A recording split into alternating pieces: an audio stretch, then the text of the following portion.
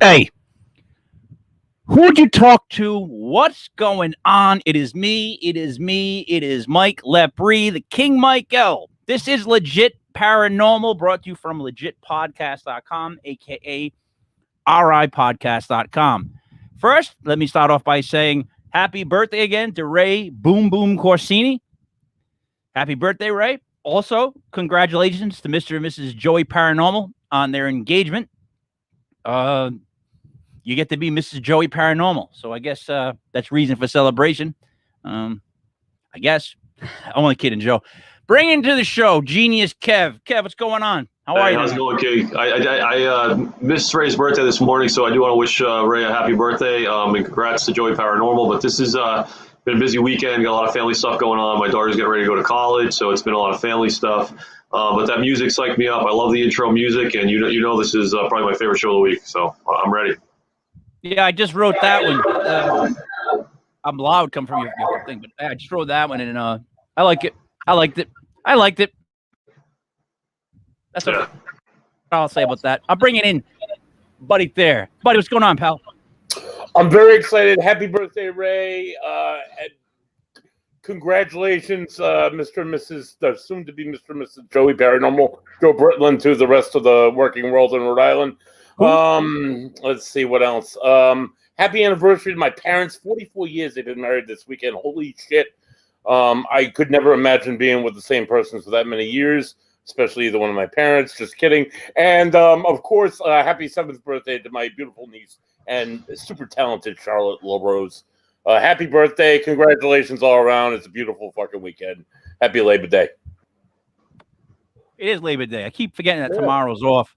I got so much fantasy football in my head that it's like it's going to explode. And Them Patriots are going down next week, but that's a different story. It is. So I'm going to let you do the introductions as you always do, buddy. Bringing in Zach. Go right ahead. We're bringing in this weekend a guy who likes Bigfoot. He's a cryptozoologist expert, and he's a modern-day monsters hunter, and amongst many other things, wrestler, referee, cowboy, Zach Starrick. Welcome, Zach. Howdy, gentlemen. What's up, Zach? Let's go, Zach. It's an honor. How you feeling tonight? Where you coming from? After this week, I'm very, very tired. Yeah. It's one of those weeks. So, Zach, tonight we're going to talk, I guess, cryptids. I got a lot of questions when it comes to cryptids. So, before we start there, buddy, let me correct you on the expert tag. There is no such thing as experts in cryptozoology or paranormal, and I definitely do not claim to be one. I'll just put that out there. Well, see, I claim to be an expert, just not in that. Just not in that. I'll just say I'm an expert in other things. I don't know. It feels nice to say that sometimes. All right, so let's get on with this because let me get into it this way. I know you're into wrestling, and I kind of know all about that. Where did the journey start for you with cryptids? And do me a favor, explain cryptids, the term for the people listening. Okay, well, a cryptid is a creature that is not yet recognized by science or by in any way, shape, or form. Cryptozoology is a pseudoscience, and it's the study of creatures that have yet to be recognized by science. And actually, within the last century, the lowland gorilla, the coelacanth, and the giant squid was all part of cryptozoology. Yeah. Wasn't the giant squid once considered like the Kraken? It was described as being drunk sailor tales. Which I like. Which reminds me of the Kraken. Whenever I see that picture of the squid, or I see a picture of the Kraken, it looks just like a giant squid. So, all right, Zach. So there's got to be a lot of species out there, right, that we don't know of yet? All right. I agree. I mean, we're discovering new things every day. Like just recently, I think in the last 10, 15, 20 years, we discovered the bonobo, which is known as a lion killer, and it is a primate. And we have discovered the coelacanth, which we actually do have fossil records of, and it was found off the west coast of Africa. And with the giant squid, And even the giant panda, it was actually supposed to be something cryptid related. And there's actually a cool story behind the panda. I'll tell you. The Go ahead. story of the panda is that they were actually Snow White, and there was this um, maiden that took care of him in China, and was very loving to him, and then she died, and so the way that they went and they mourned her was they took ceremonial ash and they covered themselves with it, and that's how they got their spots. Wow. All right. So That caught me off guard. I wasn't expecting that one. me neither. That totally caught me off guard. All right. Now the what's it called? The bobo? The bonobo. Bonobo. Now I've read about that. That's the primate that was so big that it didn't live in the trees. It slept on the ground because it wasn't scared of like other animals coming its way. Right? But bonobos have got a chip on their shoulder. So, Zach, for the bonobo, that's a very interesting one because you said what they call it, a lion killer. So you said those things will kill lions. Yeah, it sleeps on the ground. Wow. So, and this is what I always find interesting about these stories. So, how did it stay hidden for so long? Like, where do they end up finding it, and like, how many are they? Like, do we know approximately how many there are? And that, I mean, on the finer details, I couldn't tell you. I just recently actually discovered them myself here personally in last year, and I've been studying up on them. But I mean, the term lion killers just comes from the fact that there have been reported killing lions in Africa.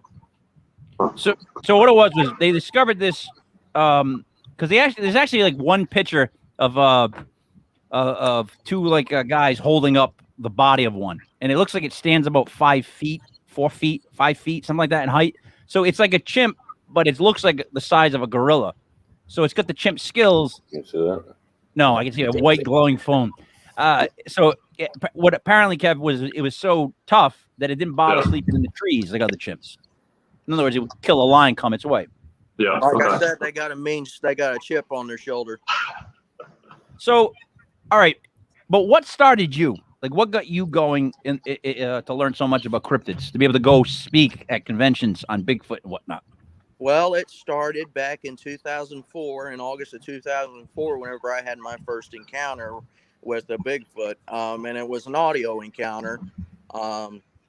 It was about 12 o'clock, midnight, 1 o'clock in the morning. Me and my dad had just come home from St. Louis from a Cardinals game that night, and where we was living at the time was we lived right outside of Randolph County. And we lived in Randolph County, right outside of Red Bud, Illinois, and we was in the house. The house had a garage built onto it, and it was the only way we could go in is go around the back, come in the door, and go in the house that way. So we was inside of the garage itself, and right as my dad was putting the key in the lock, the coyotes outside started howling really, really loud, and then shortly after they started howling, this humongous roar / howl erupted out of the cornfield about 50 yards from the back door. And it had so much power in its vocal range that it was rattling the windows inside the window pane on the garage. What did you think it was at first? I honestly, back then, I was really starting, just delving into the light stuff, with cryptozoology and everything. I'd always been a fan of, stuff on TV and everything. And like just recently, then I discovered the original Incredible Hulk series that was on Jetix, and they showed a episode where the Hulk fought the Wendigo, and I thought it would have been a Wendigo. Yeah, in comics. So we're talking about back when it was Lou Ferrigno painting himself in green. Is what you're talking about? Right? No. This was the animated series. Oh, okay. I haven't seen the one with Lou Ferrigno, and I'm a big fan of that one. Was it pronounced Wendigo? Oh, I thought it was Wendigo. Wendigo. All right, I remember that character in the comics. It's a big white Yeti-looking thing that would scream holler its own name. That's what it was in the comics. Yep. Is that similar to what it is? No, actually, it's completely different. The name of the Wendigo, they've been called windwalkers because the howl they make, it sounds like the wind blowing.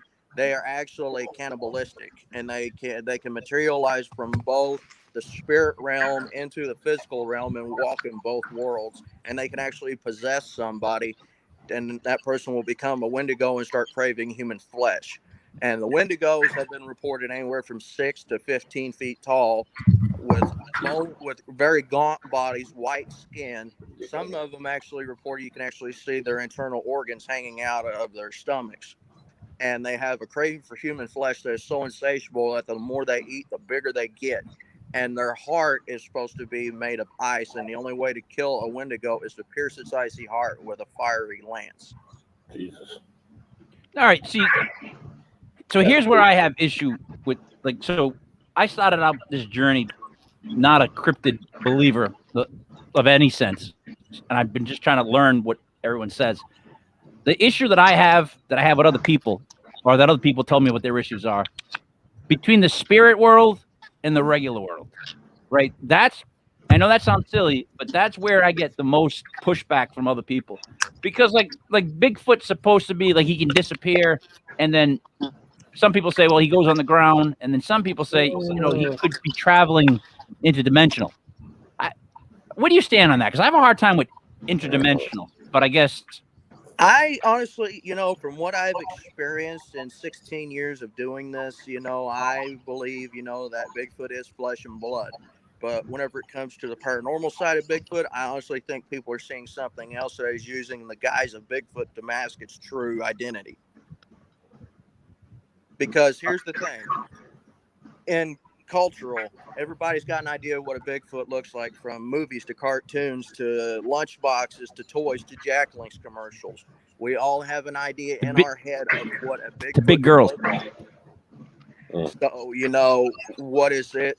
What is to say that entity that's using the guise of the Bigfoot isn't, for lack of a better term, schooled on our culture and is able to duplicate what we think could be an idea for a Bigfoot, and it uses the Jack Link Sasquatch as its guise to mask its true identity, because it's more contraceptive to us to understand what we're looking at, other than something that might have 4 arms and 3 eyes and an antenna growing out of its ear. All right. So, in other words, if there was an alien presence, it might consider making itself look like something that we could relate to. Exactly. Now, right, what about? Let me ask you this: what about you're in the woods and you see a figure that's like 7 feet tall and it's walking? What if it's like a shadow person? Do you think that like your mind would matrix it as Bigfoot? You would think Bigfoot, because what else could it be? But like shadow people are seen, like, or even thought to be seen or witnessed throughout, like, anywhere in ghost hunting. So I mean, is it possible that maybe it's like a spiritual entity and people are just saying it's Bigfoot just to put a name on it?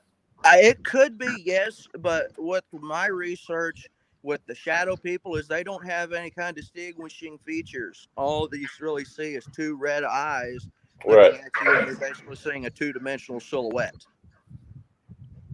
How many people have actually seen Bigfoot up close and personal, though? I mean, more so than that, who do you know, Zach, personally, that has told you they've actually seen Bigfoot that you believe? Like, I mean, you have a couple of resources that you're like, yeah, I believe that person. My cousin Ben has seen one. My team member Gail LaFoon has seen 3 of them. 3 very unique encounters that he told me about. I've actually spoken to Bob Gimlin, and Bob Gimlin, I believe 100%. I was skeptical with him until I turned over audio files and video files of him telling his story and his encounter to somebody that studied in voice and facial recognition psychology, where they can look at someone's face or listen to someone's voice and tell if there's any room for deception going on. And they found no deception whatsoever in what he was saying. All right. So, all right. If we just stick to Bigfoot, I think my biggest issue with Bigfoot is it's found everywhere. Like, it's found like all over the place. So my question, I guess, with that would be, how could it be like in the New England area? How could it be out west? Like, how can a primate that big go for so long without really us, like, finding it out? Well, it's just like with any other kind of wildlife, bear, mountain lion. If they're in their element in the woods, we are not. We're used to living on the concrete around technology and big cities and towns. We're out of our element. We don't know really what to look for unless you are out in the woods as much as I am, and you're really studying up on stuff, looking for what to look for, because it's just like with mountain lions and tigers. I've seen tigers go through water and not even make a sound. How are you going to know if that thing is 3 foot behind you and it's not making a sound and not even making the water splash? Right. I've been in the woods deer hunting before, and I'd be looking out here in the stand out here about 50 yards, and then I go look down to get something out of my bag, and there's a doe right up underneath of my stand looking straight up at me. Right. So, it's just a matter of us being out of our element and in their element, which is the woods. And to add to your point there a little bit, Zach, last week I was on vacation. I was at this most isolated spot. I didn't see any other people other than the people in my own campsite. It's super remote, super isolated, and that's exactly why we go. I know there's moose there. I know there are bears. I know there are deer. I know there are raccoons. All these different animals. And all the food that we had, all the beer that we drank, all the good times we had, we didn't see one of these animals. But I can guarantee you there's at least 100 bear, 100 wolf, 100 coyotes all behind me. And like you say, you're in their element. They know to stay away from you. So, I mean, that's the one thing about Bigfoot that has me a little bit, where there's been thousands of sightings allegedly over thousands of years. People have seen them all over the world. And everybody has their own... And kind of has their own story about Bigfoot, And I've been to Virginia 3 times, and I know there's black bear there, but I didn't see one personally until it was my 3rd year this past June, coming home from the Virginia Bigfoot conference, and I saw a bear dead on the side of Highway 81. Mm-hmm. So they're there. They're there. They're there, but you're not necessarily going to see them. And that's the thing about nature, All right, but I guess my question would be, if there was a lot of belief in Bigfoot, wouldn't we send out like a mass hunting group, or is that something that would never happen? Like, how Kev, how they were talking about using different infrared, and one guy was talking about using what are those things called? Drones with heat sensor equipment, and that's what I want to ask Zach about a little bit, but just sort of the methodology. So I guess how often do you and your team go out on looking for them on hunts, or and I guess what are your sort of techniques and tools, and then we can maybe talk about the evolution of that stuff. Well, we go, and we used to be really high tech, but we got back down to basics and everything. I mean, we go out, we've got cameras with us running at all times. We use headlamps that are about 500 lumens, and some of us use red light with spotlights with a red lens on them, so it's infrared. And then, we do use night vision, infrared scope, and binoculars. We use audio recorders that we have running from the time we get out of the truck before the hunt even starts until the time we get back in our cars and we leave. Because 9 times out of 10, you'll catch a Bigfoot on audio before you catch it on video. Believe it. I learned that from a researcher named Ed Brown. Ed Brown instilled that into me from day one, to always keep an audio recorder running at all times. Mm-hmm. And I guess in terms of where to look, obviously, Illinois is a huge state. A lot of what's there. And Pacific Northwest, huge. Canada, it's all these different locations and environments. I guess, how do you decide where you're going to go? Is there enough known on where they should be?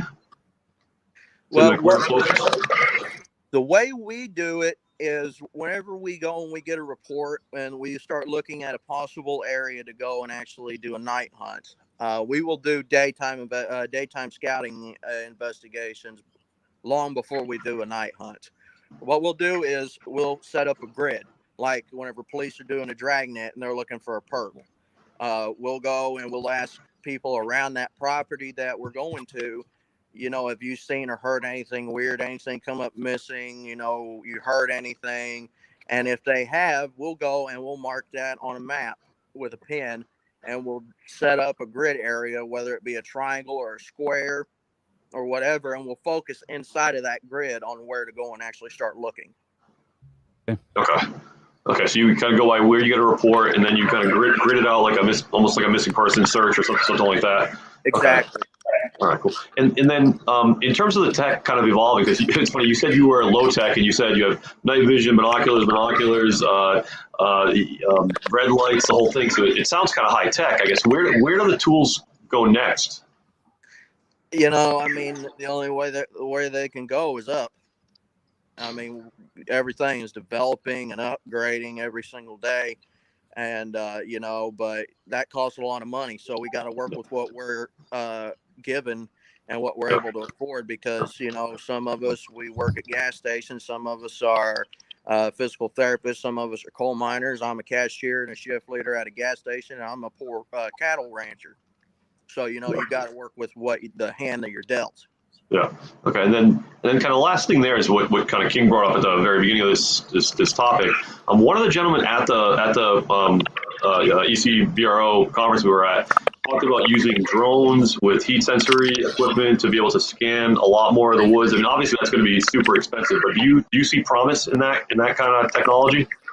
I do, yes, but here's the thing. If say you're out in a place like Virginia, it's rolling mountains out there where the three of us were, and Buck, I don't know if you were there. I was, yeah.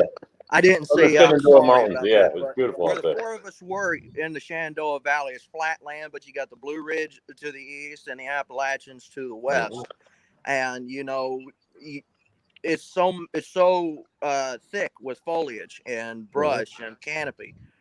You take them drones up there, those trees collect heat from the sun throughout the day, so they will retain that heat long into the night. So it's hard to distinguish a tree or a rock, especially a limestone. Limestone will draw in heat, and it will give off a residual heat signature for hours upon hours after the sun's gone down. Okay, well, that's interesting. That's really interesting. I hadn't heard that before. That's very interesting. Okay, cool. Yes, that's kind of what I wanted to hit on the in terms of the methodology and the techniques and the tools. Do you want to stay on Bigfoot? Because because we spent a lot of time on Bigfoot. I wonder if we could maybe have Zach talk about some of the other cryptids he and his team are hunting. Yeah, I just wanted before we move on to the other cryptids, I kind of want to nail this whole Bigfoot thing down, because at the Bigfoot con in Port Defiance, Zach, did you hear any new information at that meeting, or like, be honest, did you hear anything that was like new to you, or was it kind of like more everybody that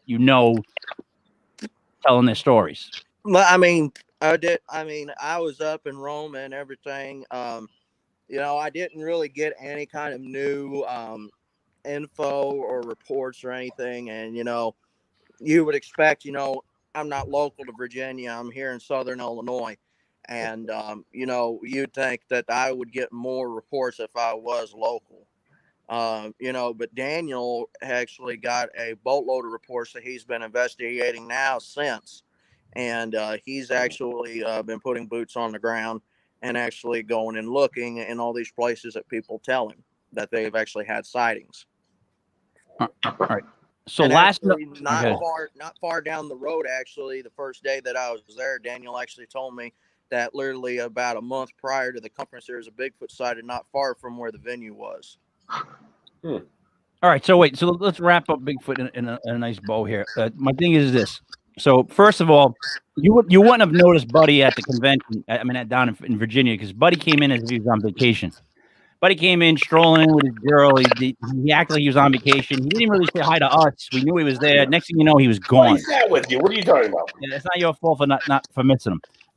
But so anyways, with Bigfoot, my biggest issue with Bigfoot is this simple. People say they saw Bigfoot, but they always seem like they run. Like they set up all their gear, all their equipment. Bigfoot comes and they leave, which is like you set up all your equipment. Why are you leaving? I keep comparing it to if I'm looking for my keys and then I find my keys, I wouldn't throw my keys away in horror and run away from them. You know what I mean? Like, so some people, they see Bigfoot, but they back up and they get away from the area. Like, I don't want you to die, but I'm thinking, why not just go in there and, see Bigfoot? Like, get involved with them. Well, here's the thing. I do that. I will go out in this one place that me and my friend John, we go fishing all the time. And I've actually got audio out there before, but it was far away from where our camp is because he's got this little campground set up where all of his family can come out with their campers and camp. And I'll go about a half mile to 3/4 of a mile away from camp, and I'll set a recorder up in a stump. And sometimes that's the best thing to do because there's so much movement going on with humans. Say if the four of us were in the woods, it would be probably about maybe a 1% chance that we'd actually have a face-to-face encounter compared to if we leave the area, descent our equipment, and, we just leave it like it was, except for, game cameras, audio recorders, stuff like that. It's the human scent is just like with deer hunting. Whenever I'm out deer hunting, I have clothes that I have left outside hanging in a tree to get the human scent off of them. Human scent, whether it's deer, bear, mountain lion, or Bigfoot, it's a deterrent. And they're going to say, that's possibly dangerous. We need to stay away. Okay. Interesting. All right. At the next point, as a paranormal investigator myself, leaving a recorder, we call it a standalone recorder. We leave it in a hot spot and just let it sit there and record the entire night. I've caught more on that than I have on something that I carry on my person. So a standalone recorder is always valuable in the paranormal field. And it's also good because you're going to be out there, you're going to be talking to your teammates and everything. If you're talking to somebody and you hear a howl off about 100 yards away, and you're talking while that howl's going on, it's going to get stepped on, as the saying goes, and it's going to ruin the audio. Because unless you have the proper technology to isolate that one track of audio over your actual conversation, it's going to ruin that audio file. All right. So let's move on to what other cryptids are. Now, Zach, start off with the cryptids you believe to be most likely to be true. Okay, well, one that was actually just recently reported about 6 hours north of me, the Mothman was sighted again outside of Chicago O'Hare Airport. 4th sighting in like a week. And then there is a lot of them that are around. Wait, explain here. the Mothman. Explain the Mothman to people listening to us. Okay. Well, Mothman first was reported back in 1966, I believe, and it was in December of the late 1960s. I'll put it that way, in Point Pleasant, West Virginia, and it was seen for 13 months, and then the Silver Bridge collapsed and killed over 40 people. And after that, the Mothman disappeared from Point Pleasant. Mothman, I believe, to be a harbinger of doom or a sign of disaster coming, because Mothman was not just seen at Point Pleasant and that was the last of it. It was seen days before the Chernobyl accident. It was seen days before. It was actually seen the day of 9/11 in New York. And it was seen in the weeks leading up to the Leap Day tornado that happened here in my hometown of Harrisburg, Illinois, back in 2011, 2012? It was 2011. What exactly is it? It's a gigantic person type looking thing with a moth head? I'm trying to get It's something avian in nature. It can be terrestrial and avian, where it lives on the ground and it can fly. There's been reports of it being headless, like 7 to 8 feet tall, with black hair, covered body, and hair covered wings. the red eyes that sit right in the middle of the chest, and it's basically like a man with wings but no head, and the eyes are down in the middle of his chest. And it's said to have hypnotic powers. So, so Zach, when we talked about Bigfoot, we had a kind of spiritual versus physical kind of question.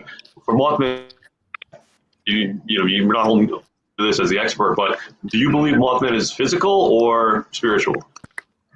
I mean, there's not been any kind of footprints seen of the Mothman, but there has actually been physical encounters of this thing landing on the rooftops of buildings in Point Pleasant. It's been able to stay up to speed with cars racing down the highway at 55 mile an hour.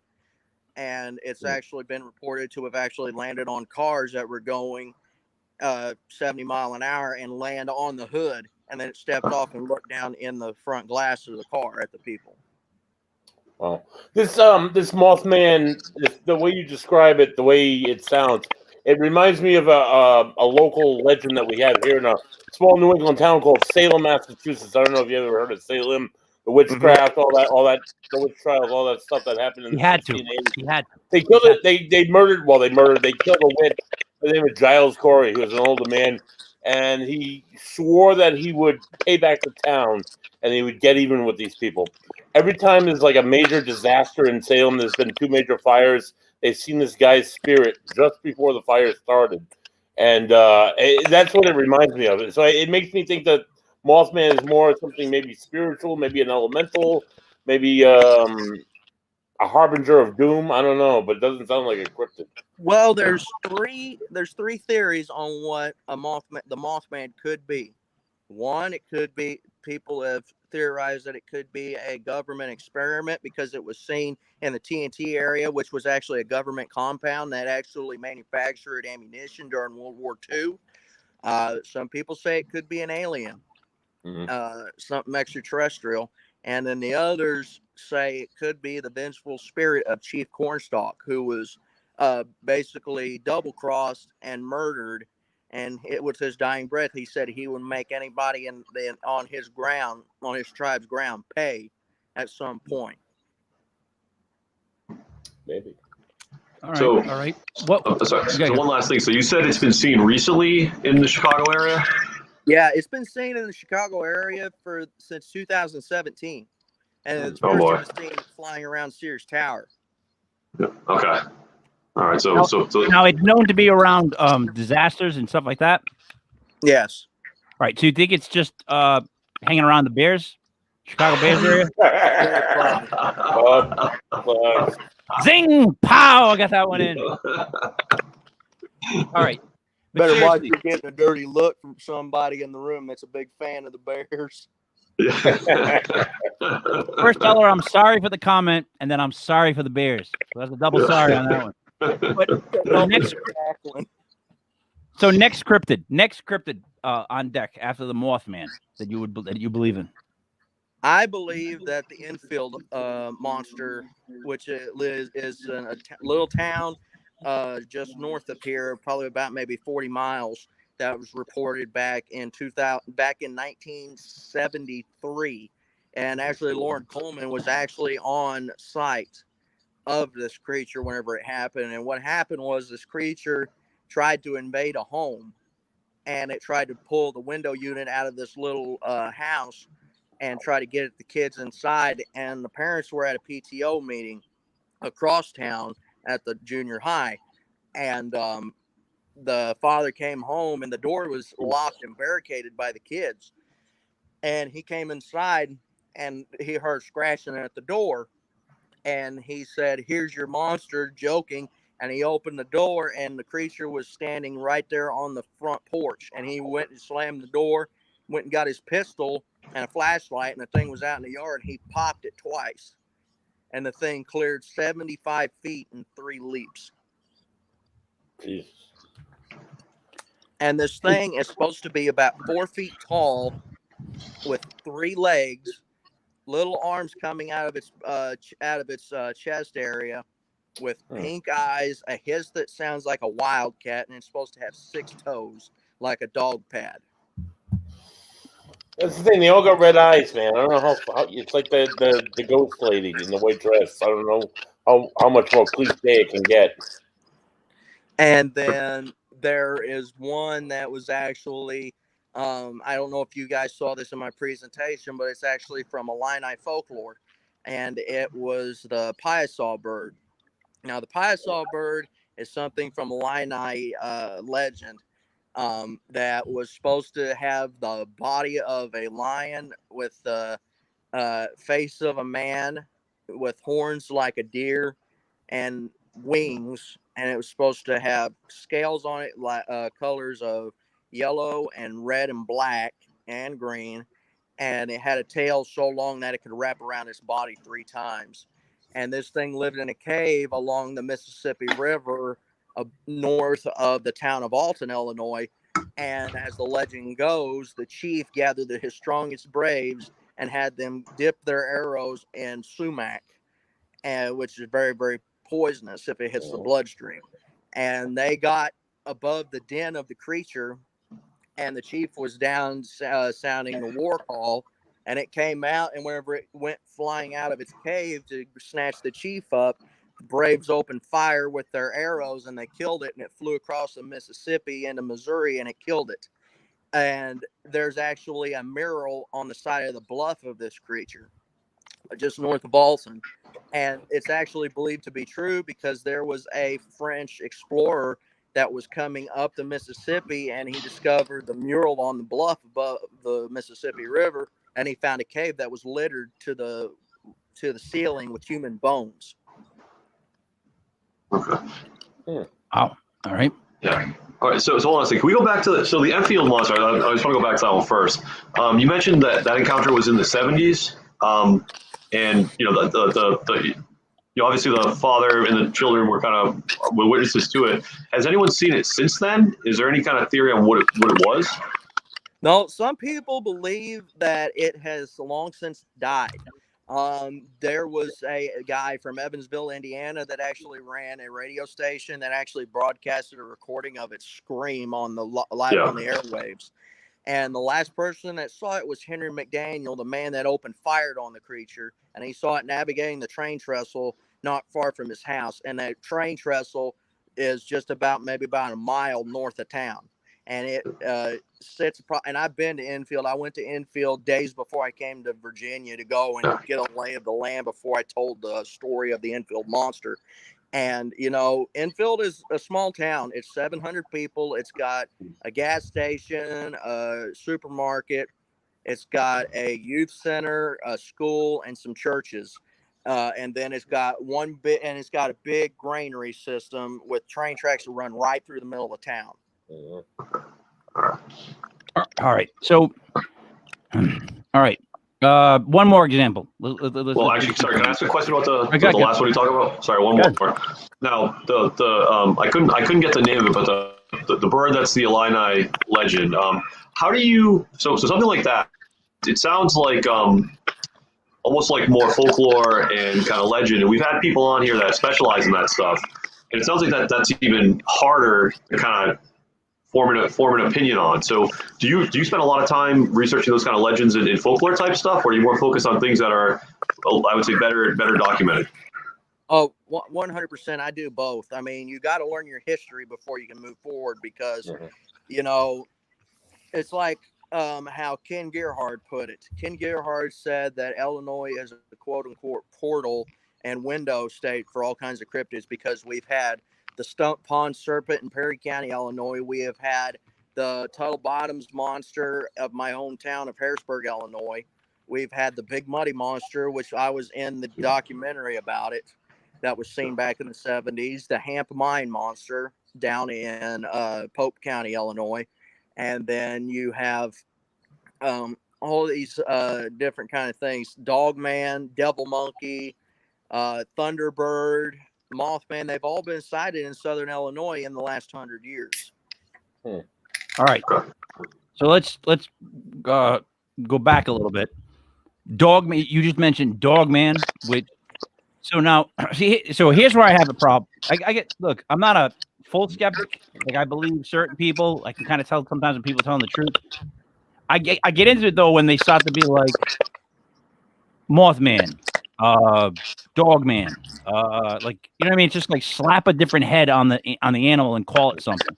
I'm not saying that's what it is. I'm saying the outside looking in. That's kind of what it seems like. It seems like, all right, now Dogman, I can guess he's got a dog head, red eyes. I never seen him before, but that's what I would guess he looked like, right? Yes, and me and my brother actually had an encounter with Dogman back on July 4th of 2017, and we were actually chased by the creature. All right, explain that. Okay, well, we went, and I'll just start off from the beginning.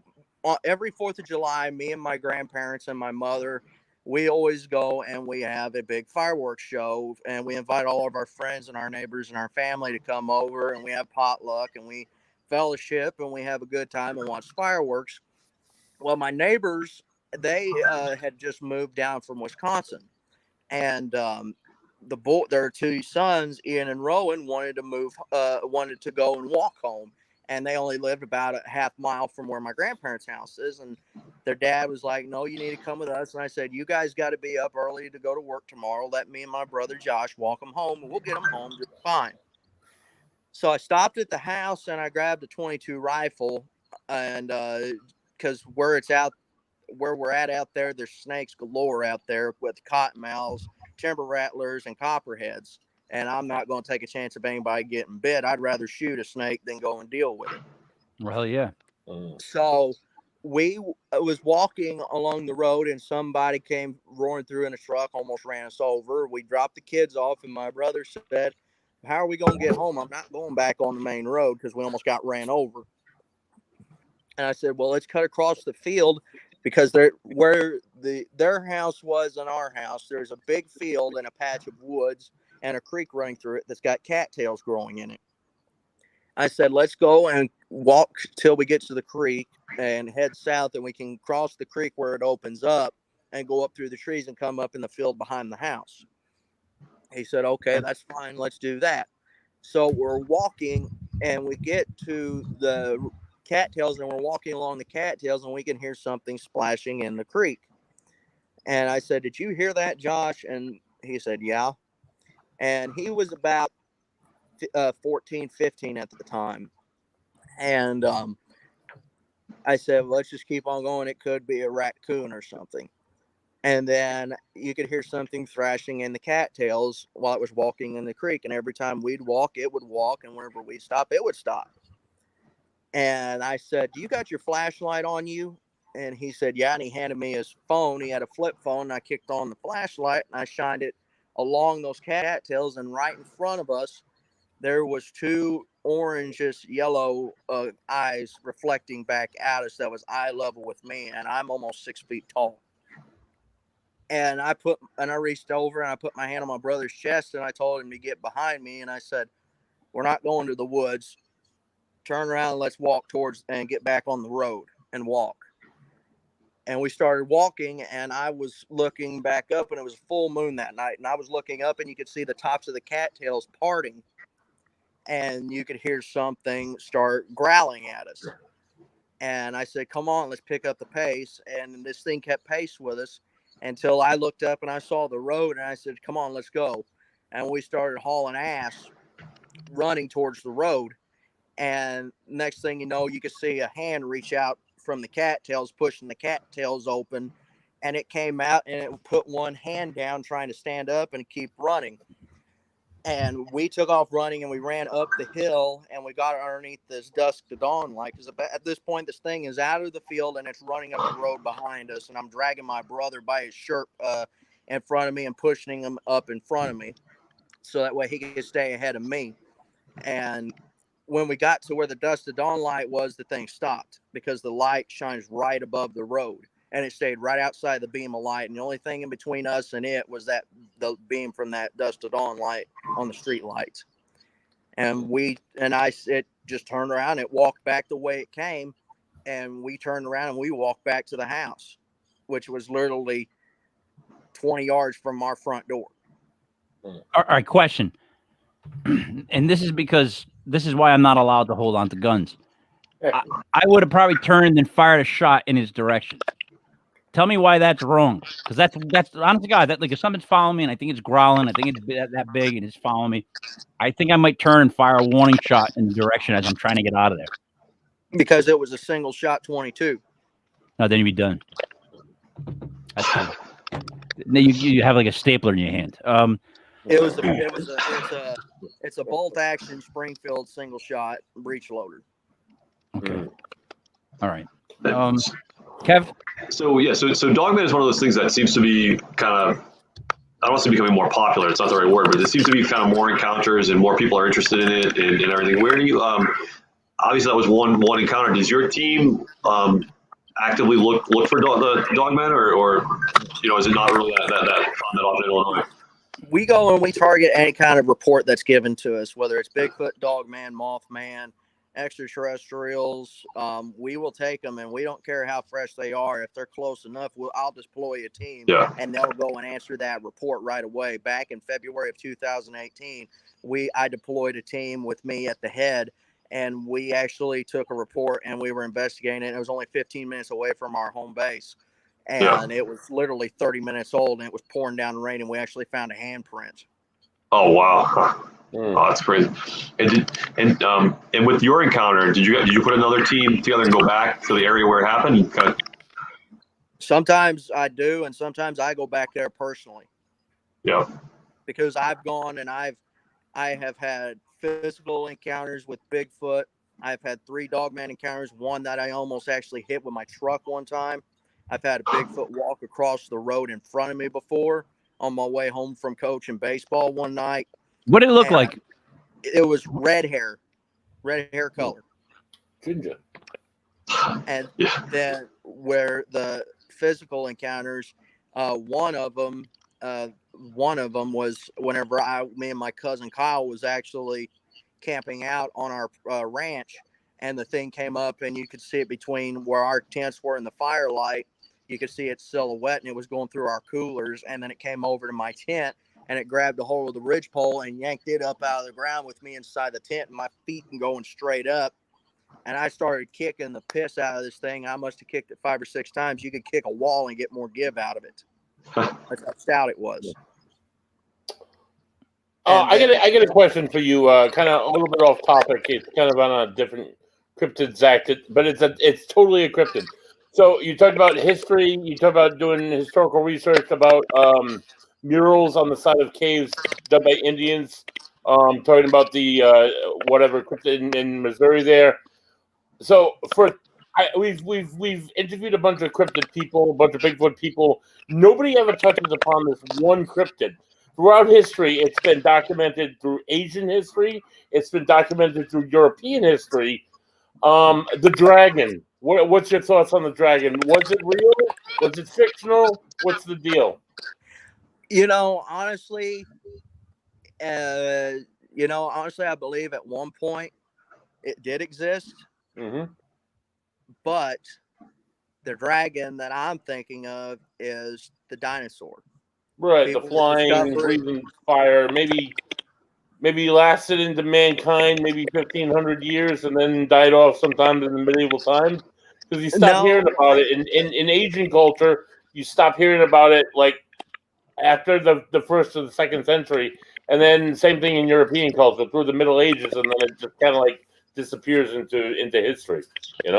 Well, there is dragon-like creatures reported to this day and everything. And they're not the fire-breathing kind. They're not the kind that hoards treasure and stuff like that. I honestly believe that they are dinosaurs that actually survived the Great Extinction. Mm-hmm. Like the coelacanth, for example, or the shark. Just kind of like it just kind of danced through time. Well, there's so much that has actually survived the Great Extinction from millions of years ago whenever the dinosaurs went extinct. The coelacanth is one, the shark, even the alligators and the crocodiles. They have not even evolved except getting smaller than what they were way back when. Right. You could even argue the Loch Ness Monster. People have said for years it might have been a dinosaur that just happened to find a really deep lake and just kind of hid out there. But I don't know. Right. All right. So, okay, let me try to put a bow on this myself. So, when you talk to somebody, what do you do to weed out like crazy people, people wanting to see something? Like, how do you weed that out? How do you make the decision of like, I'm gonna go investigate this as opposed to that guy's crazy? Like, I'm not talking to that guy no more. Okay. Well, I mean, I ask hard-hitting questions. You got to take them at their word, but you also got to be skeptical at the same time. You have got to separate the truth from bullshit. Ask them the hard-hitting questions. If they keep giving them back to you, maybe they're not crazy. But if you ask something like, "Are you sure it wasn't a bear?" and then they get all bent out of shape about it, I mean, if they're like, "I know what bear looks like, but this certainly was not a bear," I'll believe them. But if they start saying, "Well, you don't know shit from apple butter," kind of thing, well, then, I'll go and I'm like, yeah, this person is just trying to look to get attention. All right, so you weed them out that way. Because like, when we went, I said this on the wrestling show. When we went down to Virginia, the weirdest thing for us was like people would stop us on the elevator to tell us their Bigfoot stories, or they just wanted to tell you their Bigfoot story. Now, that bothers me in one way. Like, people that want to tell that story either really saw it and they can't wait for someone else to share it with them, or they just want to be part of what they think is going on right now with with how paranormal is and how it's on TV and how everybody glamorizes every aspect of it. I mean, I just saw a goddamn show called Paranormal Real Estate Agent. It's like, Yeah, it's a guy that he only sells haunted houses. That's the gimmick of the show. So it's like, wow, it's got to the point where real estate agents are now paranormal. So how hard is that guy's job? Yeah, well, I mean, like, we got these nice kitchen drawers. I'm Satan. I will drag your soul to hell. And then we got these nice curtains right here on the window. Yeah. Let me show you the basement. That's exactly what I would be like. Oh, excuse me a second. Let me show you the basement. So, all right. I guess being Italian and being from the Northeast, we are really good at bullshit detectives. We are. We like to ask people questions, and I can kind of sometimes tell just by where their eyes are if they're telling the truth. Some of those people I talk to, they 100% believe what they saw is what they saw. So can't argue with that. I guess what I'm trying to say is, where do we need to go next to have it so that people aren't so much deniers, or that these people can come around? I mean, because now we know that there's UFOs. The government told us. So where do we got to get for us to where people are like, all right, I believe that this might exist, or I believe that exists, or I'll take this person's word, because we're not there yet. Kev, would you say we're there yet? No, I don't think so. I think the majority of people probably wouldn't believe that like a Bigfoot definitely exists. So it's a good question. Like, what do we need to get there? That's a great question. I guess exactly. And sort of what's the, and maybe a second thing, sort of the goal of your team with regards to Bigfoot. Do you want to videotape a live one? Would you be happy finding remains of one? I mean, how do we get to the next step? And how does your team fit in? Well, here's the thing. It's like with Dr. Melba Ketchum. She came out saying that she had proof that it was a Bigfoot. No, she did not.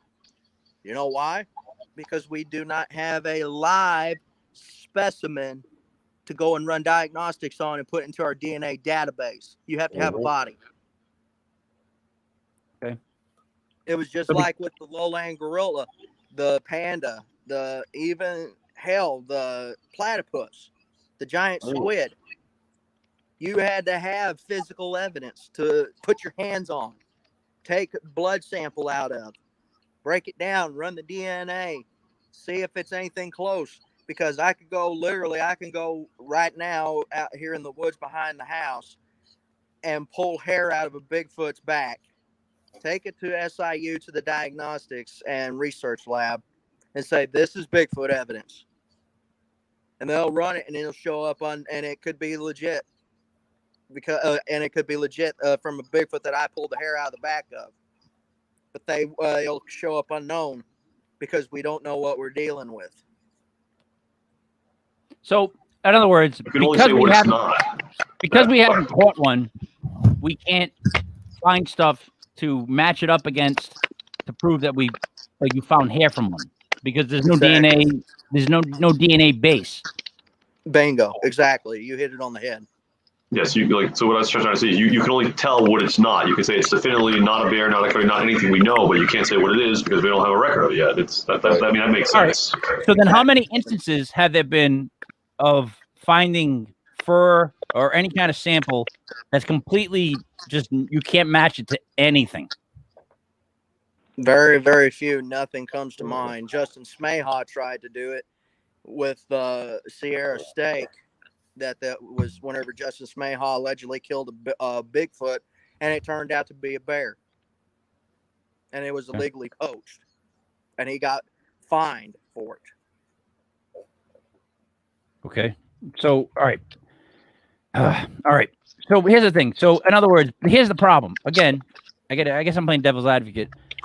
It's an object that we can't prove exists because we never proved it existed before. That could fall into a lot of different categories of things that you think exist, but there's no proof. So how can we prove it unless we find one physically? And it doesn't seem like anybody's out to catch. No one's out to catch a Bigfoot. I never heard people trying to set traps or catch a Bigfoot. They're out to just see a Bigfoot, right? Oh, they've actually tried trapping them before. There's actually a trap up in Oregon that is actually maintained by the wildlife department now, and it's actually a box trap that was made out of cattle panel and cedar wood, and it had a drop door with a tripwire on it. Wow. And how did that work? It didn't work. There was something, whether they had it set in the wrong area or of course, it was set up back in the 60s or the 70s. They probably didn't have the right tools to go and descent it. Because, you put something out there that's got iron in it, like nails, screws, iron bar, and cross bar and angle iron. It's going to stick out like a sore thumb, and any kind of wildlife is going to stay away from it.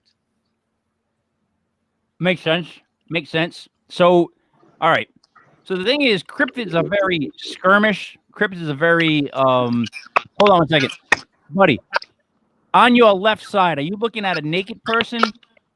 Are you looking at a couple of bears? Because every now and then you look like this way, and it looks no. Oh my God! It's like my God! I have Notre Dame Fighting Irish. Their first game of football, they're facing FSU, and they are ahead right now. Go Fighting Irish! See? I knew. I can see by his face. It's football guy. Come on. I know, but I'm back to this. All right, Zach. Just give me a couple other cryptids, because I know there's people out there that want to know more about cryptids. That word only came into my vernacular in the last year. Mm-hmm. So any others? Really, I would go and study as much as you can, on the North American Sasquatch. I mean, it differs by continent that's reported on, because they all have different names, and it's all because of different looks and different characteristics that it inhibits. There's the Ohio grassman, and it's Bigfoot that got the name because it was seen walking the grassy plains of southeastern Ohio. You have the Yowie of Australia. It lives in the outback, and Yowie is actually something of the native Aboriginal tribes vernacular. And then you've got all these other kind that you need to look up on. Really, I would start with, what is known. Compare and contrast that to these other cryptids and see if you can find where it meets in the middle a little bit. And, if it seems to be something that, that you think you could actually wrap your head around, I'd go for it. That makes sense. That makes sense. All right. So we're getting up on the hour. So here's a question I would ask you. For someone that's a non-believer, a total non-believer, what case or what one example would be your lead example for them to go kind of look up, study, pay attention to get them back on track to believe in what we're saying? the Patterson-Gimlin footage, filmed by Which Roger Patterson and Bob Gimlin on October 20th of 1967 in Bluff Creek, California. So is that old school one where they show the one we've always seen? Yeah. Yep. So they've never disproved that video. They've tried for years, but they have yet to go and actually prove, that it was a man in a suit. That's that one where it's walking across and then it looks, the river. Yeah. and then it walks. Yep. Yeah. So that's the best footage of a Bigfoot. It was on To this Unsolved day. Mysteries back in the day. But all the developments and cameras and all that other stuff we've got. Let me ask you this. So that's the one. So there it is. all the advancements in technology and all that other stuff, has that made it harder to find Bigfoot? Like, in other words, Bigfoot's not going to come around if there's technology and there's all this kind of like stuff going on. He's more likely to come across a regular camera. I think, honestly, with all these advancements in technology going into the field, it's made us more numb to our actual surroundings. We're more reliant on it. Get back to basics like we do. Yeah, I can see that. I mean, that would make more sense. Just in general, hunting, it always seems like the quieter you are, the less attention you bring to yourself, the better off you're going to be, as opposed to like going out there with a trumpet and making a big to-do, and then you scare everything off, right? Exactly. All right. So I had a blast on in Virginia. Let me just talk about that really quick before we get this going. I didn't know what to expect. Like, I really didn't. And I met some people that, let's put it this way. I met some people that I really believed in, and then I met some people that I didn't believe in. But either way, they were really nice people, which is crazy. It's a really nice community. Like, let me say that. Like, the people that gathered are all very friendly people. They're all, I mean, there is some infighting in paranormal, in every phase of paranormal. There are some people, like, there was that one guy at the end that got up and pretty much said that Bigfoot and everything else was like a figment of people's imaginations, that they were, and like I could see the rest of the room like just want to like lynch this guy, but he still was, it was true. It was true, because the minute he said it, I looked at Kev like he has to say, I wonder if they'll have a fight. Like, I wonder if there's going to be like a Bigfoot fight. That would be freaking awesome. You know what I mean? If someone attacks, he was he was like the controversial guy. You need one. You need one in every show, every event, right? You need somebody to go the other way. But yeah, the whole room kind of, everyone started paying attention. The room, the temperature dropped a little, and kind of people were lining them up to take shots at him later. Like, Zach, what are your thoughts on that? That's also important in this community, because it helps us be remind us that we need to be skeptical of what we find and before we put anything out. Absolutely. All right. So, but what about the guys that wanted to make everything seem religious? Like, they brought it back to religion. A couple of guys, one guy in particular, he brought it back to, it kept coming back to religion. That's where I didn't understand. I didn't understand where Bigfoot fit in religiously. I mean, that's something, whenever I think of that, I do believe that they are one of God's creatures. I'm a Christian, born again Christian, everything, and I believe in all of that kind of stuff. But, you got to treat it, like everything is here for a reason, and something had to make it. It didn't happen purely by chance or out of the blue. But, honestly, I believe that Bigfoot is rooted in every kind of Native American tribe, folklore, history, and religion. There is a little bit tied, because here's the thing, and it's like I tell everybody, whenever it comes to any kind of folklore or legend, there's a little bit of truth that it started from. That was its starting point. And then it grew from there. Yeah. Yeah. Again, they all started off as legends. This is where I get skeptical, because everything starts off as a legend or folklore, and then it kind of gets watered down as time goes on when you realize what they would, like the Indians were saying, like this big hairy man that came, whatever, did all this stuff. Could they have been talking about like a real man that was hairy that just came and destroyed everything? And they took that on. Here's the thing, though. Back 500 years ago, for example, even 150 years ago, we didn't have cell phones, We didn't have the internet. We didn't even have a telegraph. We didn't have television or radio. Everything was by word of mouth, and they weren't nearly as educated as what the four of us are. You know, it was basic, you know, learning how to do basic math, reading and writing, and science was still in its infancy. They were saying what they saw. They weren't going and calling, like Running Bear and Little Night Dove weren't calling each other up on the phone saying, "Hey, let's do this." You know, they were putting on cave walls and on pottery of what they saw. It wasn't just made up. They were seeing something, and they were describing it to the best of their ability for what education they had. Yeah, I mean that you know, just Kev, it all makes sense when you hear it sometimes from people. That again, the fact that you're based in history is what makes it for me. Like that's, I think you have to be based in history to talk about anything, even in sports. If I don't know my old stuff, I can't really talk about the new stuff because you have no foundation. But like the interesting thing is kind of what you said.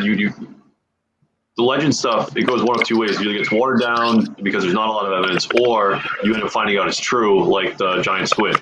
Like Zach started off the show with a bunch of drunken sailors on, you know, wooden masted ships see this thing, and no one believes them, and all of a sudden 10 years ago it's proven to be real. And there's other stuff that you can never prove, and you have to kind of keep digging into the legend. So yeah, it's like one of two ways, I think. All right, we have flown up on the hour, so I'm gonna let Zach. Is there anything you want to plug? Anything you want to talk about? Anything you want to get across to everybody that's listening? Especially before Buddy brings out beer of the week and everything. But I want to go and be a part of that with him because I brought my own stuff to the party. Love it. Be sure to go and check out the Southern Illinois Monster Hunters on Facebook, YouTube. We're on Twitter, Instagram. Also, be sure to check out my sister's recently started a team called Apparition Minds Incorporated. That's based out of LaPorte, Indiana. You know, we've got our own little investigative show that we put together that I edit and post and all that. It's called Mysterious Illinois. You know, be sure to go and check out my podcast, Wrestling with Monsters, on Spotify. You know, it's the show for wrestlers, wrestling enthusiasts, and cryptozoologists and cryptid enthusiasts alike. Okay. We hope to get you on Wednesdays too. I'm hoping to get you on some more wrestling shows. I'm down. Because that was fun. I felt like I almost felt like at a point though, me and you were tag teaming on Joey Paranormal. Joe likes he's like a face guy. He likes all like the non-heels, the happy guys, the guys that win. You know what I mean? Those guys. And me and Zach are like, no, that's not. Why would you want to go that route? Like, wouldn't you rather be like the villain? And Joey just does not want to be a villain. He's a hero. Buddy, go ahead. Beer of the week. Give me your. Oh my God, beer of the week. This week I'm drinking Treehouse. It's a lovely brewing company out of Massachusetts. They do a vast variety of beer. This beer of the week is Julius. It's called Julius. It's one of their flagship ales. It's a 6.8% alcohol by volume. Oh, that's pretty good. And it tastes like orange juice. So it's like I've been drinking OJ the whole show, but I've been drinking beer the whole show. And I'm probably going to be intoxicated by the end of this one. But it's fantastic alcohol, fantastic beer. I want to thank you, Zach, for coming out on our show this evening. It's been super interesting talking to you. And anybody who's interested in Bigfoot, I'm on the cusp about Bigfoot personally, and there's a Bigfoot group here in Rhode Island. They're in Western Rhode Island, Eastern Connecticut, and they go around in the woods out there and they explore the possibility of Bigfoot. So check that out if you can, and if not, next week tune in for Roxanne Gasparo. She's a medium. She's a tarot card reader. She's she owns Bewitched of Situate. She owns another witch's store here in Rhode Island. And she's also a Dolphins fan, which would be a most appropriate week to have a Dolphins fan on because fuck the New England Patriots, right? So that means So, she believes in like fairy tales. Is what you're saying. and yeah, fairy tales, and not the New England Patriots winning another Super Bowl. Question for So you, there's buddy. that. Buddy, did you say that this woman's what was her last name? Gasparo. So she's So another Italian. Michael. Another So there'll be three Italian. Italians and one Mick, and we'll be talking about ghosts and mediums and the Miami Dolphins and how the Patriots are garbage. Zach, what are you drinking? Oh, boy, what do I got? Well, it's actually a gift from another fellow researcher from whenever I stopped off in Harlan, Kentucky. It's Elijah Craig small batch Kentucky straight bourbon whiskey. 94 That's good proof, stuff. 94 proof, 47% alcohol by volume. First to char oak barrels, and it's the father of all bourbon. So Yeah, buddy. That looks You know, delicious. and the here's internet- to you guys, to your health.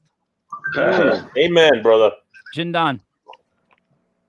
Woo, it burns all Yep. the way down, but it's good. Oh, See, that's I what's wrong want- with the internet, Kev. If the internet was really something special, we'd be able to sip that. Yeah, the internet. exactly. Oh, we can't. Yeah. What do you got this week, Kev? I just want to thanks, Zach, for coming on. Great seeing you. Had a good time in Virginia. Hopefully, we'll do it again next year. I like the way you kind of approach it all, like the sort of know the history, be skeptical, bring sort of a factual approach. So that's always kind of what I'm looking for. So thank you for coming on the show. Hopefully, we'll do it again. Oh yeah, our paths will cross again. See, my favorite, and I'll just tell this really quick. Zach stands out to me because he got in the back seat of our car to go back to the hotel. Like I told us on the wrestling show, and he immediately started with, "Oh, I took a gun out and put it at this guy's head." And I remember me and Kev sitting in the front, like, "Oh boy, I don't know where this is going," because we don't know. We didn't know our asses from our elbows. We didn't know what was going to happen next. We were like, "All right, let's hear this story." I was like, "Now that's the story I want to hear." I wish that was at the podium. You know what I mean? I would have listened to that one. I've been like. Us Southern boys get the job done. And you don't guys call 911. Where we are 911. Yeah, and you guys are great storytellers. You're a great storyteller. That's something that you've obviously inherited. There's got to be somebody in your family chain that's a great storyteller. You just have that gift. But all right. So anything? Any last words, Zach, before I wrap it up? Yeah, like you said, also be sure to check out Apparition Minds Incorporated. That's based out of LaPorte, Indiana. They are on Facebook. That's my sister's team. Just recently started, so be sure to go and check them out and tell them that I sent you. Word. All right. So Zach, thank you so much for being on the show. It's a real privilege. It was really great just to have you here. Even for the wrestling show, you brought a lot. So thank you very much. I hope you enjoy the rest of your night. I know that Kevin and myself have to get ready in 40 minutes for a draft for our Corrupted Fantasy League, which is like our end-all, be-all football league. So I know Kev's looking down right now, and he's already doing stats, stuff like that on wide receivers. I know where his head's at. So I'm going to wrap this up. So for Zach D Starrick, Buddy Thayer, the genius Kev, it is me, Mike Lepre, King Mike Hill. This was Legit Paranormal, brought to you by legitpodcast.com, a.k.a. RIpodcast.com. We will see you again next Sunday. We will see you on Wednesday for wrestling, and then Bafangul, and then Thursday for football. We got a lot coming up. So stay tuned. Stick with us. Thanks again, Zach. We will see you.